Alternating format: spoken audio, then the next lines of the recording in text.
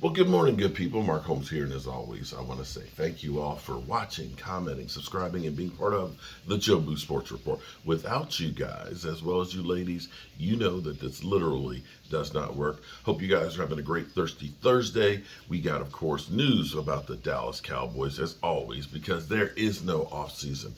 Down here in the country here, working on the Red Brick House. If you want to see some major progress, definitely check out our other channel, Joe Boo's Day Job, because we are busting a hump. We are busting a hump over there on the Red Brick House. We've actually gotten half of the floor jacked up in place and level. So we're going to see if we can get the other half done before we get back on the road, get back home, because we got some changes coming to our studio. Yeah, we got some changes coming. I've got to do some work when I get back home. So definitely, we're not standing pat here at Joe Boo Sports Report. We are going to continue to bring you the best. Okay, so it is decision time for the Dallas Cowboys. We are currently $7 million over the cap. We have some great veterans and face players that are on the Dallas Cowboys. And the question is, can we stay with them? Do we stay with them? Or is it time for us to make some changes and move on?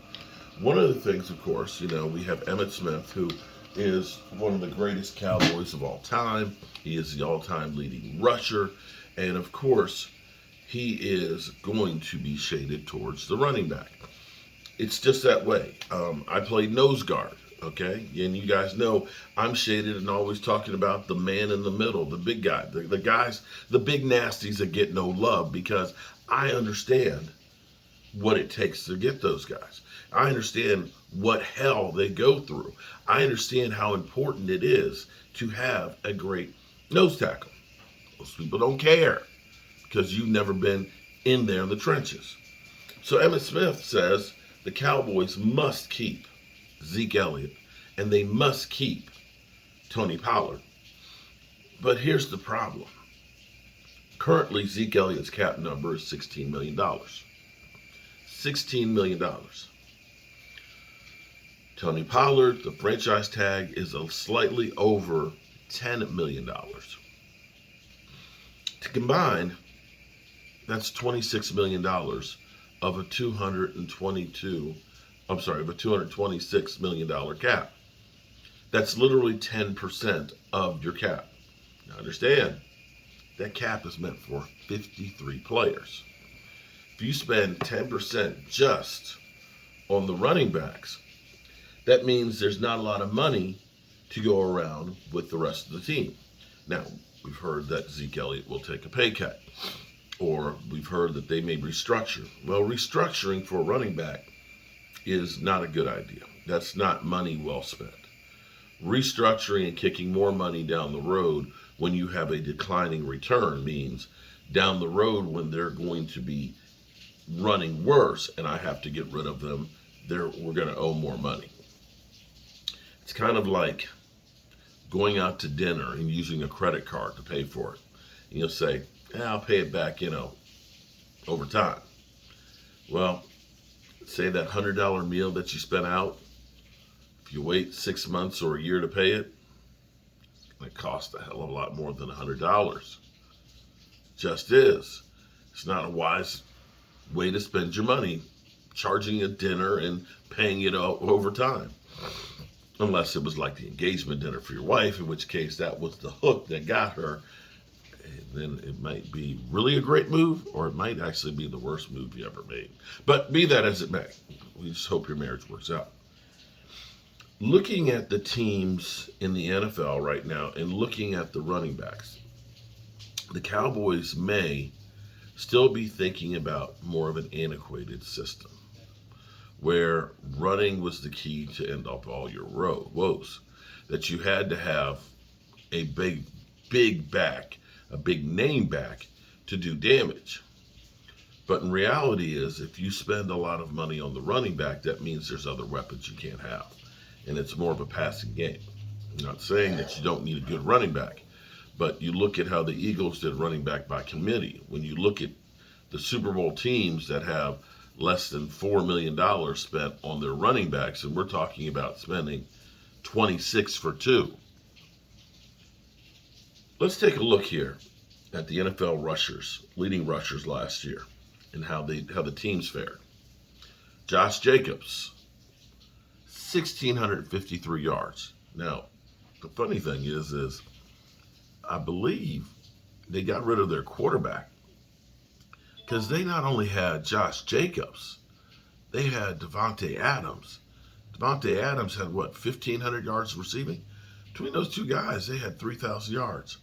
Yet they ran the quarterback out of town and they didn't sniff the playoffs. Derrick Henry. Derrick Henry, 1,538 yards.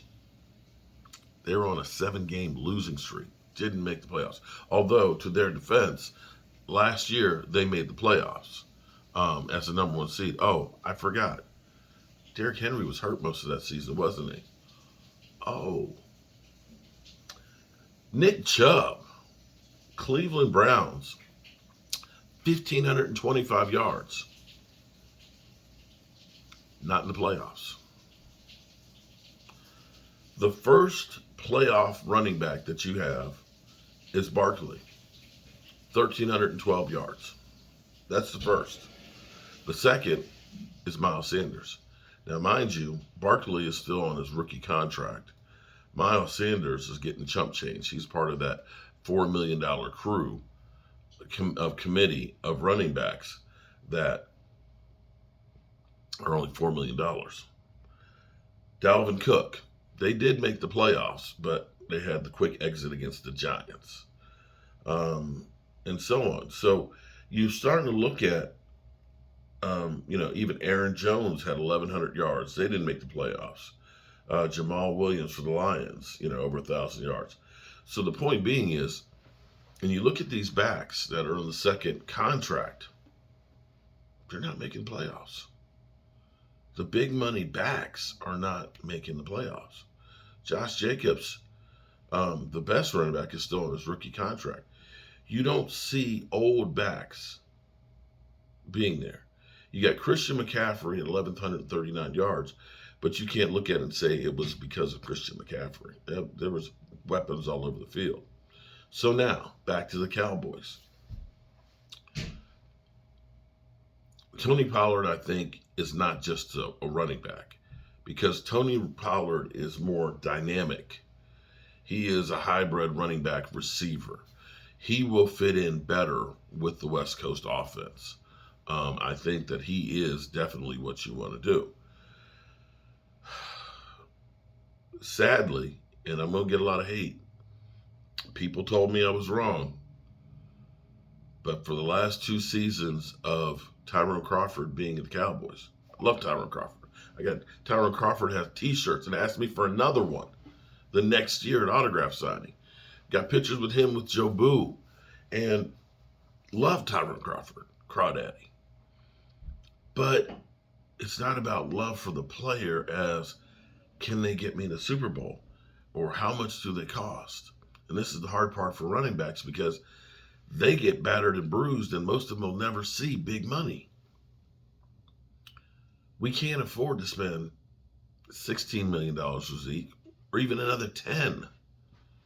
If he takes a pay cut to $10 million, which sounds a lot better,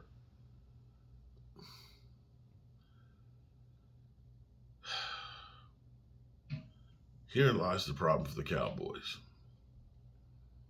Because the best case scenario for the Cowboys with Zeke Elliott is you make him a post-June 1st cut, in which case you can't use that money until after June 1st, which is fine because the Cowboys ain't signing any big names, regardless of executives saying that they are interested in signing Daron Payne.